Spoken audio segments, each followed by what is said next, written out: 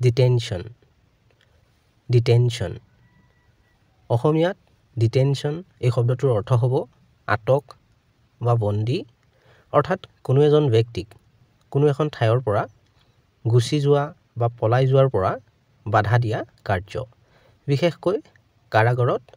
আটক কৰি ৰখা বা বন্দী কৰি ৰখা অহা এই দুটা বাক্যৰ সহায়ত আৰু বেছি ভালকৈ বুজি লওঁ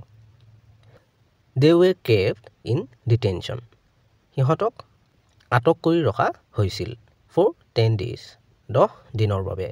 ইয়াৰ সম্পূৰ্ণ বাক্যটো হ'ব They were kept in detention for 10 days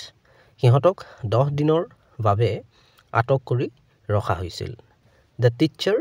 kept the boys in detention শিক্ষকজনে ল'ৰাকেইজনক আটক কৰি ৰাখিছিল after school স্কুলৰ পাছত ইয়াৰ সম্পূৰ্ণ বাক্যটো হ'ব